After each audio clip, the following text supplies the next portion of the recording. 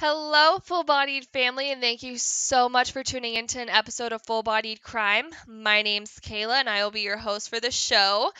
For some of you, this crime is going to sound familiar. Case 1, the murder of Adrianne Jones. I know a few of you have listened to it, but I did want to redo the episode because I want to provide you guys with my best work, and my first go-around with this was not my best work. I was so nervous and shaking, and to be honest, I couldn't really talk. So, this is my second go round. I hope you guys enjoy it. I hope it's better and a little bit higher quality for you guys.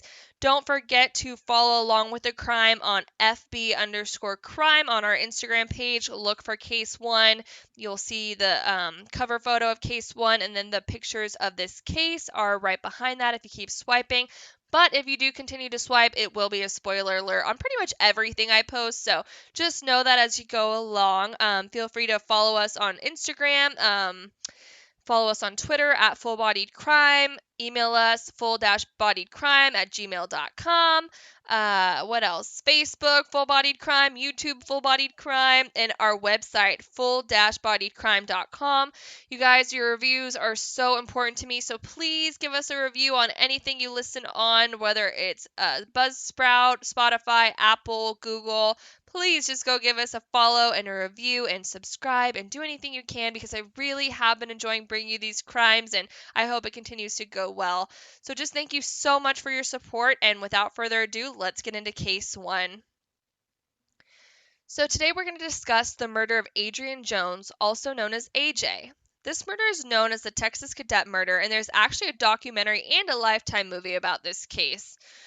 The death of Adrianne Jones took place in the town of Grand Prairie, Texas, located near the Dallas-Fort Worth Metroplex, which from my understanding is fairly populated but not an insanely huge area. AJ was a beautiful blonde-haired, blue-eyed teenager who was smart, athletic, and really had the whole world in her hands. I even found one article from TexasMonthly.com that described her as a clear-complexioned, sun-kissed blonde, the kind of girl one boy described as not just good-looking, but I mean good-looking. But one cold December night, someone decided to take that away, and her life abruptly ended at the age of 16 years old. Adrianne was a 16-year-old sophomore from the town of Mansfield, Texas. She was born to Bill and Linda Jones and was one of the oldest of 3 children and had 2 younger brothers. Her father, Bill Jones, was a hardworking man who provided for his family by repairing heavy construction equipment. He is described as a no-nonsense man who was a leader in a strict, well-structured household. Matter of fact, just a few months before her death, Mr. Jones had just began to let AJ stay out of the house past 9 p.m. And if she did leave the house to go to the movies or nearby Six Flags, she had to show him a ticket stub or some type of evidence to prove that she was where she said she was.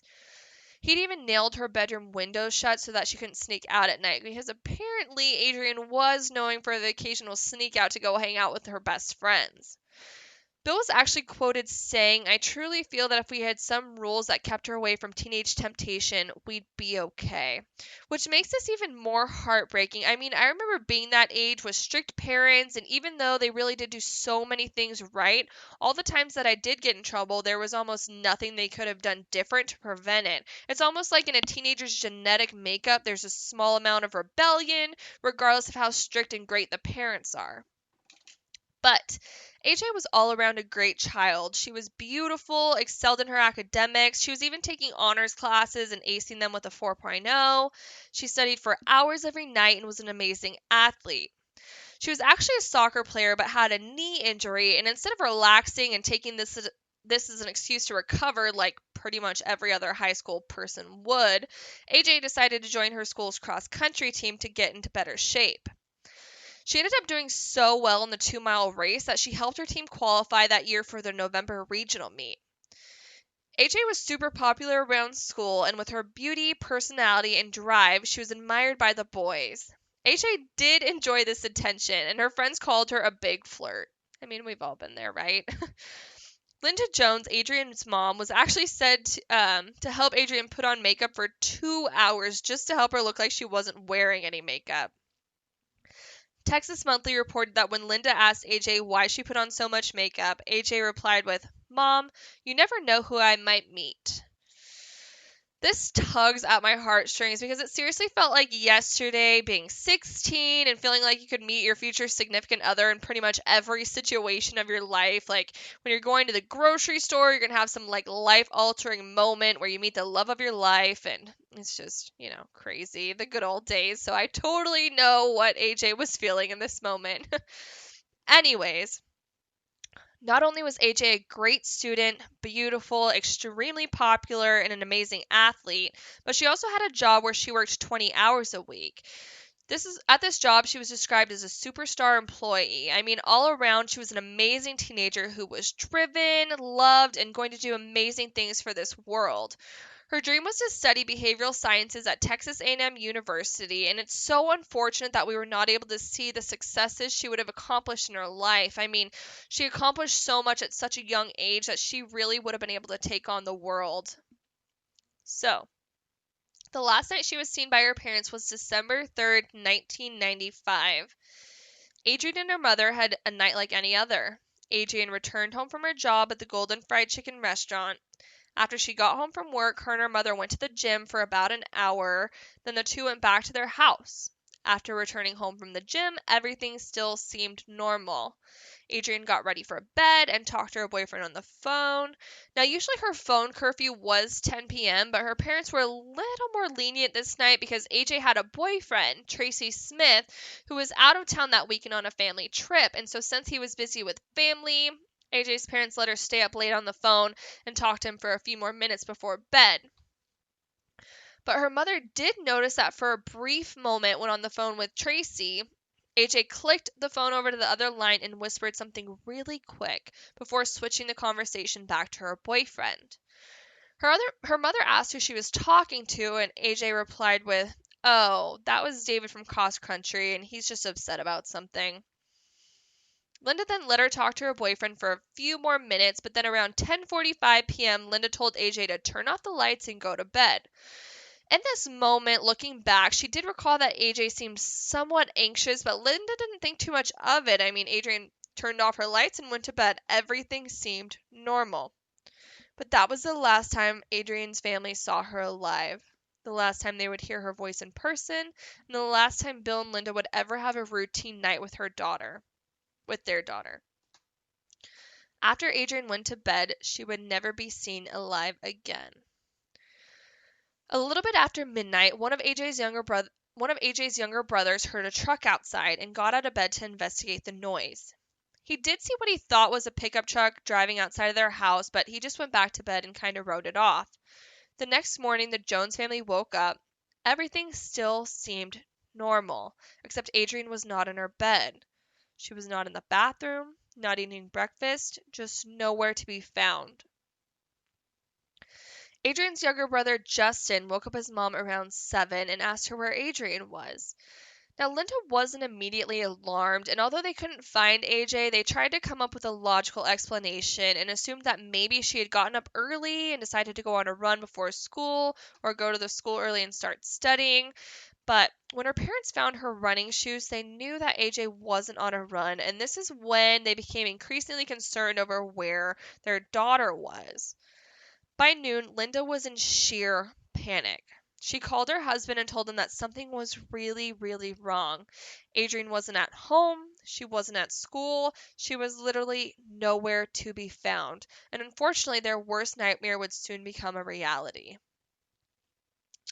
That next morning, December 4th, 1995, on a rural road, a farmer was driving his early commute to work when he noticed the body of the female on the ground. Behind a barbed wire fence lay the body of a teenage girl. She'd endured so much trauma that her face was nearly unrecognizable. She had been shot twice in the head with a 9mm pistol and had one bullet hole in her left cheek and another in her forehead. She had also been hit in the head with a weight, which caused severe head trauma. Texas Monthly describes her head injury as she had been hit so hard on the left side of her head that the skull above her ear was caved in like a pumpkin. One identifying piece of clothing was her shirt that read, UIL Region 1 Cross Country Regionals 1995. It didn't take investigators more than a few hours before they realized that this was the body of Adrianne Jones, and medical examiners would later theorize that she died sometime around 1 a.m. that December 4th morning. There was the gorgeous, hardworking, studious, athletic, talented, and all the above lifeless body of Bill and Linda's beloved daughter. Just like that, in an instant, less than 12 hours after her family told her goodnight, AJ was gone. Even before her body was found, Linda had mother's intuition and just knew that something wasn't right and terribly wrong. If you remember the night before, AJ was on the phone with her boyfriend and she clicked over really quickly to talk to some guy named David from cross country. So with this information, Linda immediately called AJ's cross country coach and asked who this David guy was. The coach, Leanne Burke, told Linda that there was a David Graham on the team, but that she was kind of thrown off because she didn't even know that David and AJ knew each other or personally socialized outside of cross-country training. But the coach sent someone to go grab David out of his second period class and ask him if he had called Adrianne the night before.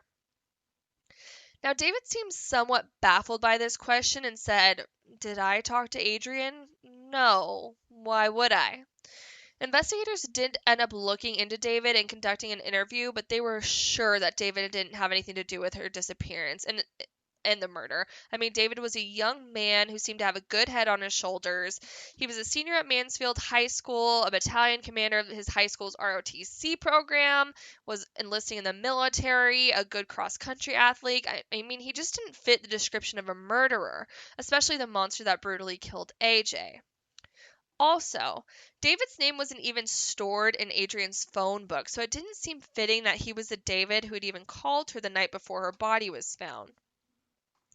Her friends never even brought up the name David when asked who AJ had personal relationships with or who she was close to.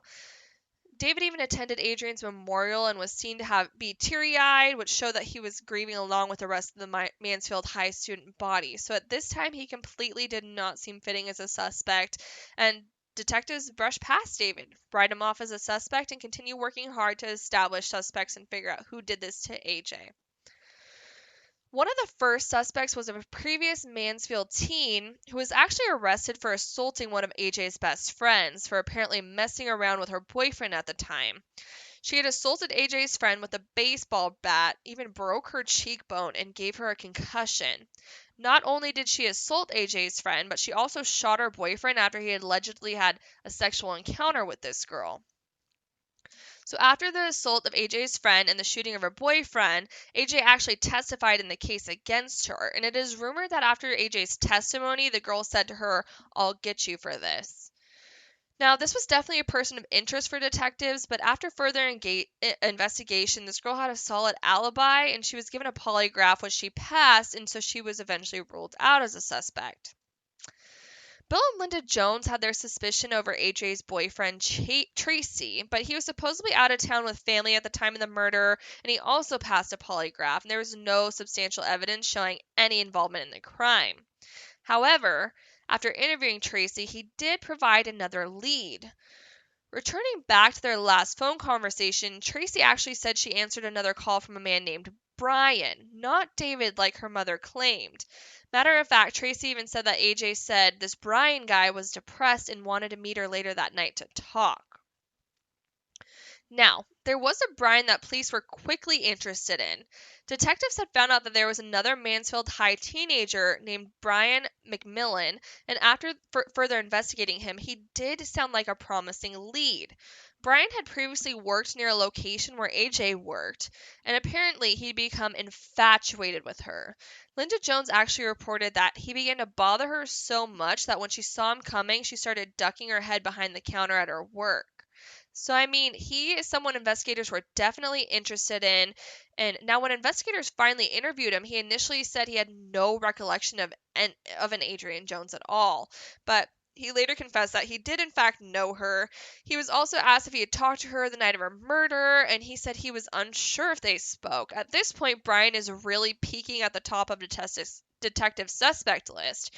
I mean, he related his memory impairment, though, to being intoxicated, and he did suffer from depression and was on 4 different types of depression medications and was also heavily drinking. So the mix of the two would cause him, I guess, to have a memory impairment, and that was his foundation for saying he had one. The scenario was then painted in the detective's head, and the Texas Monthly article states it wasn't hard for the police to put this scenario together. A lonely boy, unable to get the beautiful blonde from the high school to pay attention to him, devising a way to meet her late at night, and then losing control. Brian was asked by detectives if he had been to AJ's house that night or if he even took her somewhere, and all Brian could reply was that he simply didn't remember. On December 15th, 1995, 11 days after the murder, police went to Brian's house with a search warrant and arrested him for the murder of Adrianne Jones. His truck was impounded, his house was searched, and his story made the front page of the newspaper. Even though Brian couldn't remember the events of that night leading up to AJ's murder, his friends and family were insistent that he had nothing to do with the murder of AJ. His father provided an alibi and promised detectives that his son came home that night and never left the house. Nonetheless, Brian was arrested for AJ's murder, and after spending the holidays in jail, a prosecutor at the DA's office thought it was essential for Brian to take a polygraph test. After passing with flying colors, Brian was released from jail. His release sparked up numerous rumors around town. All students who owned pickup trucks, like AJ's brother had seen outside her house that night that she went missing, they were all investigated, but this resulted in no new findings for detectives. The case shortly goes cold for a brief period of time because about 1 month after AJ's murder, there was a child named Amber Hangerman who was kidnapped and murdered in nearby Arlington, Texas. The case of Amber was actually the basis for the Amber Alert system. She was abducted while riding her bike and then brutally murdered. So in tribute to Amber, they came up with this early release system to notify individuals in a quicker manner when there's a child abduction to find the child as quickly as possible. So attention quickly shifted to Amber's case, and it was hard for Adrianne's case to even make it in the paper anymore. Also, it was extremely hard for investigators because there was no signs of a struggle, no signs of sexual assault, so they knew that AJ's case was personal and that she was directly targeted. And the hard thing about that is when you're in high school, you have so many encounters with people that you're close with. I mean, random acquaintances, teachers, there are hundreds of people you can come in contact with on a daily basis, which makes it extremely difficult for investigators to narrow down their suspect list. But the town of Mansfield was not going to let this case go unsolved. The high school had rooms for classmates to speak with a counselor. There was a tree planted in memory of AJ next to the junior varsity soccer field, and over 150 of her classmates gathered around the tree, grabbed hands, and recited, "Unity, strength, courage." They were not going to be silent. They wanted justice for their friend Adrianne.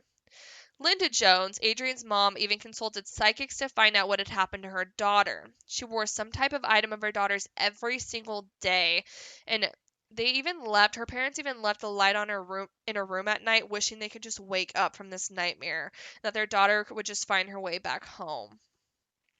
Her parents also left the curtains to their house open so that people could drive by and see the vanity where she would sit down and put her makeup on every single day. AJ's memory was being kept alive, and nothing was going to stop her parents or the Mansfield community from looking for answers. After a short period of time where the case felt stagnant, the lady named Tina, who was Adrianne's manager at the Golden Fried Chicken, remembered something. Something that may or may not be important to the investigation. So she decided to tell detectives anyway. Tina said that a few weeks prior to the murder, Tina and AJ were working a shift together when AJ pulled out a small picture of a boy. Tina asked who the boy was, and Adrianne replied with, "His name is David." Well, that's a name we've heard before. David Graham was previously interviewed by investigators pretty much directly after Adrianne's death, but it truly seemed like the two had no relation outside of the occasional cross-country team interactions. With this new lead from Tina, investigators decided to dive deeper into David Graham and if there was any relationship with Adrianne that had been overlooked. About 1 month before AJ's murder, there was a co-ed cross-country meet in Lubbock, Texas. This is about a 5-hour drive from Mansfield, so the high school supplied a large van that took the cross-country qualifiers to this meet. And on the bus was David Graham and Adrianne Jones. The team stayed the night at a motel in Lubbock, Texas, and all other athletes that were there don't remember any interaction between David and Adrian. They don't remember if the two interacted at the motel or even if they talked in the van. I mean, there was no significant noted conversation between the two that led to anyone being alarmed about their relationship. Additionally, David had a girlfriend, and AJ's friends were adamant that she herself or held herself to high standards and would have never pursued someone who had a girlfriend. Now, David was in a relationship with someone named Diane Zamora, and they had met about 4 years before the murder took place, and Diane was said to be the polar opposite of Adrian. She did do cross country as well, but she was brunette, never wore makeup, and seemed to kind of just socially blend in with her classmates rather than being the super popular, sought after teen that Adrian was. David and Diane began dating in August of 1995, and a month after they began dating, the couple announced that they were engaged. They set their wedding date for August 13th of the year 2000 after the two graduated from their military academies. Shortly after dating, Diane lost her virginity to David, and it is safe to say that she was madly in love with him. Y'all, I remember being that age and in what I thought was love, and it's seriously so intense. Like, your world circles around that person, and it's like you have tunnel vision, and the only thing that you can think about or the only person that matters is that one person. And that's exactly how it was for Diane Zamora. She was so completely indulged in David Graham, her world began and ended with him. Now, returning to the weekend in Lubbock in November of 1995, as said earlier, there was no apparent attraction between David and Adrian at all during the entire duration of the cross-country meet. But later, detectives would find out that apparently when David and AJ had returned back to Mansfield High, AJ began sparking an interest in David and asked him to give her a ride back home. But they didn't go straight to her house. AJ, unexpectedly and to his surprise, asked David to take some back road turns and that he apparently knew were out of the way from the direction of her home. Then something happened that would unknowingly change both of their lives forever. David and Adrian parked behind an elementary school and had sex before taking Adrian back home. The two did well in telling no one of this. Even her closest friends had no idea of this encounter. It seemed to be completely in the heat of the moment, impulsive, and a literal one and done. 1 month after the sexual encounter between AJ and David, on the night Adrian went missing, there was a tapping on a window in nearby Burleson, Texas.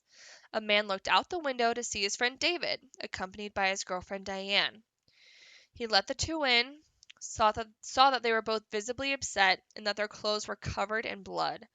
David begged him not to ask any questions, and him and his girlfriend lied on the floor and held each other until they fell asleep. David and Diane had a very, very unhealthy relationship. Even before they began dating, there was a severe trust and jealousy issue, and the two were literally fire and gasoline. Essentially, their relationship was a recipe for a disaster, and on that cold December night, a disaster is exactly what happened. While investigators were still trying to piece together this crime, David and Diane had both gone into their military academies. At this point, they both completely thought they got away with murder. But this is when confidence and karma combined, and the investigators had their first huge break in the case after months and months of following leads that were complete dead ends. That's when an unexpected tip came, and from a very unexpected source. The U.S. Naval Academy in Annapolis, Maryland, at the U.S. Naval Academy in Annapolis, American. Okay, I cannot talk. Once again, I still don't know what I'm doing. But anyway, let me try this one sentence again. At the U.S. Naval Academy in Annapolis, Maryland, an 18-year-old female, Diane Zamora, confessed to her roommates that her and her fiancé killed a teen back in their home state of Texas. Diane even went as far as telling her roommate the victim's name, Adrianne Jones. Now, at this time, her fiance David Grant had been training at an Air Force base in Colorado to become a pilot. They both had dreams to get married and have successful military careers, but luckily, justice would prevent this from happening. David and Diane had an increasingly obsessive, toxic, and very unhealthy relationship. An American Justice documentary even interviews David, and he says, I knew the relationship we had was too serious for that time in our life, and I tried to slow it down, but there was nothing I could do. I was infatuated with her, and she was obsessed with me. Unhealthy much? To add to their unhealthy obsession with each other, the two were bound by the terrible secret of AJ's murder. They had promised to never tell anyone, but Diane broke that promise when she began bragging about their murder to her roommates. The roommates reported the confession to the naval authorities, and they then called the Grand Prairie detectives. Investigators on this case immediately interviewed the classmates of Diane, who all had the same story, and confirmed what they had heard. Of course, Diane said that she completely fabricated the entire story, but investigators were not buying it. David was soon questioned by authorities as well and denied all involvement in AJ's murder. But then the moment investigators had been waiting for finally happened: a confession. In a written statement, David wrote about the series of events that occurred on that fateful December 3rd, 1995 night. The horrifying murder of Adrianne Jones is explained from the Texas Cadet Murder Case crime documentary. It begins by David Graham explaining that a few nights before the murder, he had told his girlfriend, Diane, that he had slept with Adrianne the month before after returning home from that cross-country meet, the one that was in Lubbock. Diane was obviously upset. I mean, this is no news any girlfriend or boyfriend ever wants to hear. But then Diane goes from upset to absolutely enraged.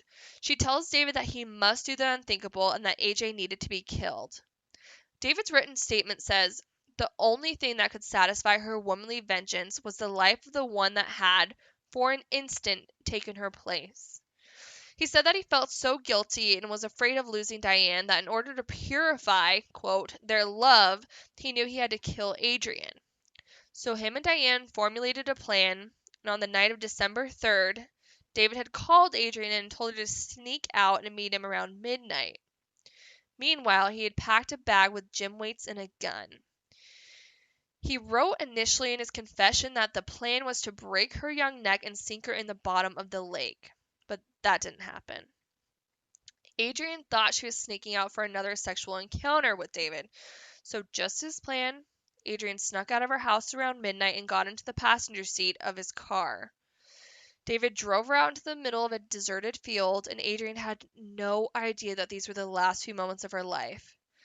Diane Zamora was hiding in the trunk of the car, and after David had parked the car, she climbed through the trunk to the back seat, completely shocking Adrianne. David and Diane proceeded to attack Adrianne, and then Diane grabbed a weight from the floor of the car and struck Adrianne in the back of the head while David restrained her. Now, as we know, Adrianne was athletic and she was a fighter, and even after being hit in the head with a weight, she still managed to crawl out of the window and run as fast as she could until she stumbled into a barbed wire fence. Her life then ended after David pointed a gun at her and shot her 2 times in the head. The amazing life of Adrianne Jones was gone in an instant. Per David's statement, the couple's first words to each other was, I love you, which Diane then followed up with, we shouldn't have done that, David. You think, Diane? Like, that was not a good idea. David's typed out confession was 4 pages long, and all the investigators needed to arrest both him and Diane for Adrianne's murder. David was sentenced to 60 years, and Diane was sentenced to life without the possibility of parole. And that is the murder of Adrianne Jones. Horrible murder, horrible story, completely avoidable. I mean, just terrible, manipulative, obsessive people. And it's so sad that such a great human being's life had to be taken away at such a young age. I mean, she really would have done amazing things for this world. And it's so sad to see her mom and watch interview tapes. They're still so distraught over the case to date. It's just horrible. I couldn't imagine being a parent in that situation. But with that being said, that is the redo of the first episode of Full-Bodied Crime. So I hope you guys enjoyed. I hope you guys liked this one better. Obviously, there is still some glitches, but as you know, I am new to this. I still have no idea what I'm doing. I'm just having a blast doing it. So I thank you guys so much for the support. Please review, subscribe, like us, tweet us, do all the fun things, and DM me if you have any cases you'd like me to solve. Once again, Instagram, FB_crime. Facebook, Full Bodied Crime. Go like our page. YouTube, subscribe to Full Bodied Crime. It's all full-bodied crime, by the way. Our webpage, full-bodycrime.com. There's a series of pictures of the murder there and all the sources of where we got our information. Um, Review us, Apple, Spotify, Google, anywhere you get your podcasts. Please go give us a review, leave a comment, show us some love. So thank you so much, you guys. I appreciate the Full-Bodied Crime family so much, and thank you, thank you. I hope you all have a beautiful and blessed day, and we will get back to criming soon. Bye-bye. Hello, everybody. Thank you so much for tuning in to Case 2 of Full